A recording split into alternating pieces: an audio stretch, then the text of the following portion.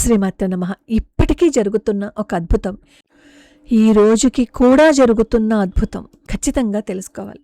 ఈ ప్రపంచంలో సైన్స్కి కూడా అందని రహస్యాలు ఎన్నో ఉన్నాయి. ఒక మనిషి శరీరాన్ని ముక్కలు ముక్కలుగా చేసేస్తే ఆ ముక్కలన్నీ అతుక్కుని మళ్ళీ ఆ వ్యక్తి ప్రాణంతో రావటం సాధ్యమేనా?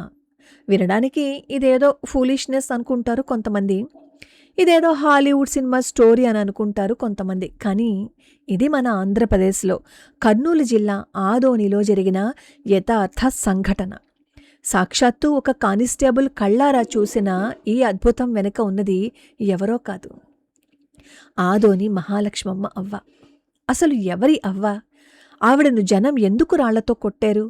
ఆవిడ చూపిన మిరాకిల్స్ ఏంటి? ఈరోజు ఈ వీడియోలో ఆవిడ జీవిత విశేషాలను తెలుసుకుందాం. కర్నూలు జిల్లా మూసానపల్లి అనే ఒక చిన్న గ్రామంలో మంగమ్మ బండెప్ప అనే పుణ్య దంపతులకు లక్ష్మమ్మ జన్మించారు. చిన్నప్పటి నుంచి ఆవిడ తీరు అందరిలా ఉండేది కాదు. తోటి పిల్లలతో ఆడుకోవటం కంటే కూడా ఒంటరిగా కూర్చుని తనలో తాను నవ్వుకుంటూ ఏదో పరధ్యానంలో ఉండేవారు. పెళ్లి చేస్తే మారుతుందేమో అని తల్లిదండ్రులు వివాహం చేశారు. కానీ పెళ్ళైన మొదటి రోజే ఆ తల్లి తన భర్తకి తన అసలు స్వరూపాన్ని చూపించారు. ఆవిడలోని ఆ దివ్యకాంతిని చూసిన భర్త ఆవిడ సామాన్య స్త్రీ కాదు అని గ్రహించి దూరంగా ఉండిపోయారు. అలా సంసార బంధాన్ని తెంచుకుని అవ్వ ఆదోని చేరుకున్నారు. ఆదోని వచ్చిన కొత్తల్లో అవ్వ ఒక కుప్ప తొట్టి పక్కన మురికి కాలువ దగ్గర కూర్చుని ఉండేవారు. ఒంటి మీద బట్టలు కూడా బరువుగా భావించి వాటిని కూడా వదిలేశారు. అది చూసిన జనం ఆవిడని పిచ్చిది అనుకున్నారు, రాళ్లతో కొట్టారు, అసహ్యంగా మాట్లాడారు. కానీ ఆ తల్లి మాత్రం చిరునవ్వుతో అందరినీ చూస్తూ ఉండేవారు అంతే.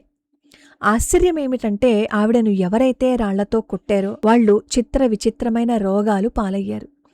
ఎవరైతే ఆ తల్లిని వేడుకున్నారో వారి కష్టాలన్నీ మటుమాయమైపోయాయి. అలా ఆ కుప్ప తొట్టి పక్కన కూర్చునే పిచ్చి లక్ష్మమ్మ ఆదోని ప్రజల పాలిట మహాలక్ష్మిగా మారిపోయింది. ఇక్కడ 2 విషయాలు మనం గమనించుకోవాలి. ఎందుకంటే ఆవిడ మాట్లాడితే నిజమైపోతుందా? ఎలా నిజమైపోతుందండి?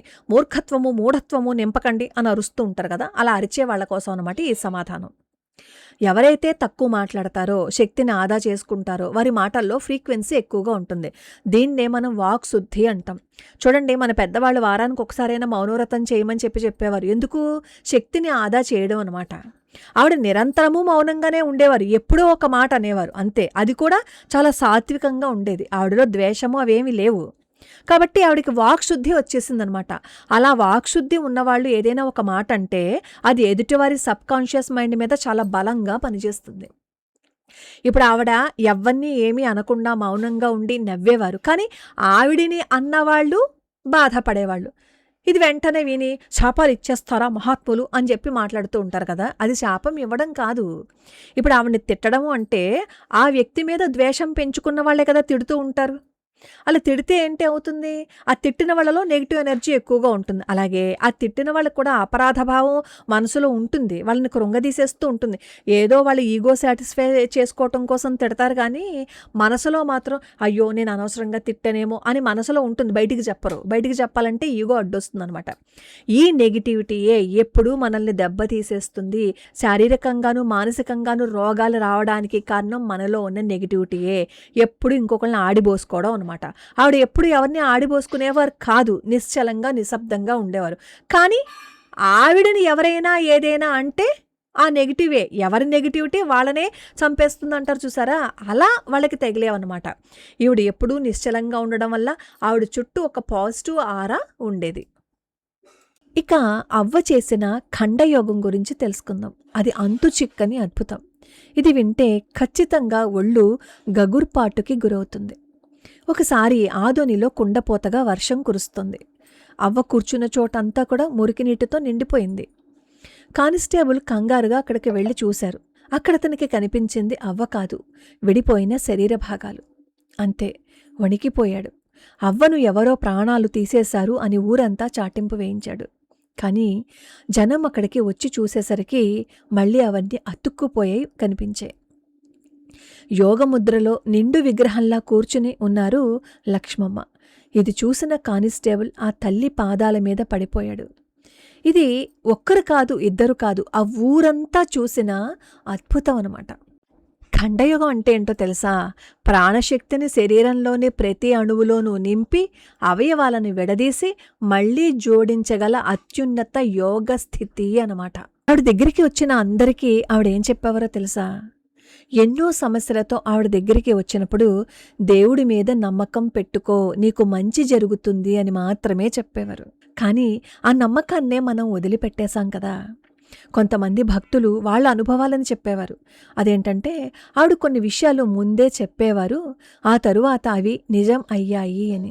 అందుకే ఆవిడని సాధారణ మహిళగా కాకుండా దైవానుగ్రహం కలిగిన మహాత్మురాలిగా చూడటం మొదలుపెట్టారు.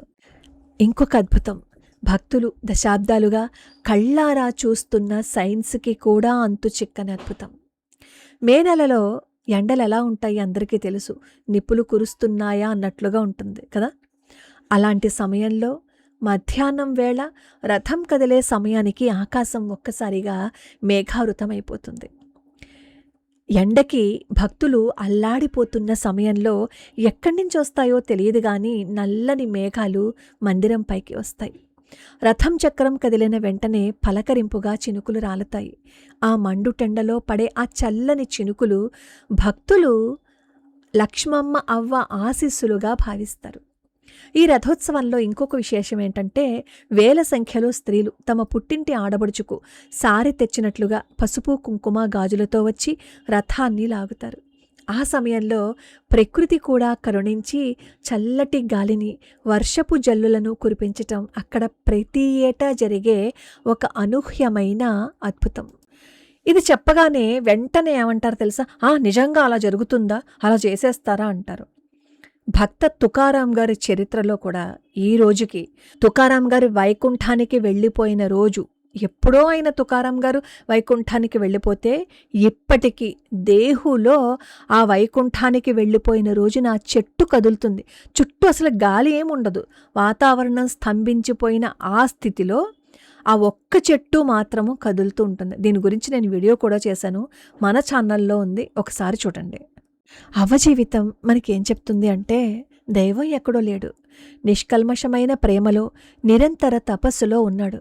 లోకం మనల్ని చూసి నవ్వినా అవమానించినా మన లక్ష్యం పట్ల మనకి నమ్మకం ఉంటే సాక్షాత్తు ఆ ప్రకృతి కూడా దాసోహం అంటుంది అని ఈవిడి జీవితం మనకి నేర్పిస్తుంది. మీరు ఎప్పుడైనా ఆదోని వెళ్ళారా? ఆవిడని దర్శించుకున్నారా? అక్కడ మీకు కలిగిన అనుభూతిని నాతో కూడా పంచుకోండి. అలాగే కామెంట్లో మహాలక్ష్మమ్మ అవ్వ అని కామెంట్ చేయటం మాత్రం మర్చిపోకండి. అవ్వ ఆశీస్సులు మనందరికీ ఉండాలని నేను మనస్ఫూర్తిగా కోరుకుంటున్నాను. ఒకటి గుర్తుపెట్టుకోండి, లోకం మనల్ని ఎంత విమర్శించినా మన పని మీద మనకి నమ్మకం ఉంటే ఆ విమర్శలే రేపు మన విజయానికి పూలబాటలు అవుతాయి. అవ్వని కూడా పిచ్చిది అన్నారు, ఆ నోళ్లే మహాయోగిని అని కొలిచాయి. అవ్వ ఎప్పుడు పెద్ద పెద్ద ఉపన్యాసాలు ఇవ్వలేదు. ఆవిడ కేవలం ప్రేమని పంచారు. ఎదుటివాళ్లు మనల్ని ద్వేషించినా మనం ప్రేమతో ఉంటే ఆ పాజిటివ్ ఎనర్జీయే మనల్ని కాపాడుతుంది. మనం ఎలా కనిపిస్తున్నాం, ఏ బట్టలు వేసుకున్నాం అన్నది ముఖ్యం కాదు, మన మనసు ఎంత స్వచ్ఛంగా ఉంది అన్నదే ముఖ్యం. అవ్వ కుప్పతొట్టి పక్కన కూర్చున్నా ఆవిడిలోని ఆధ్యాత్మికత తగ్గలేదు. మనం ధర్మబద్ధంగా ఉన్నప్పుడు పంచభూతాలు కూడా మనకి సహకరిస్తాయి. రథోత్సవం రోజు కురిసే ఆ వాన చినుకలే దానికి నిదర్శనం. ఈరోజు ఆవిడ గురించి మనం తెలుసుకున్నాము అంటే కాసేపు సమయాన్ని ఆవిడతో పాటు అక్కడే సంచరించేలాగా చేసుకున్నాము అంటే ఆవిడ ఆశీస్సులు మనకి లేవంటారా? ఏమంటారు చెప్పండి?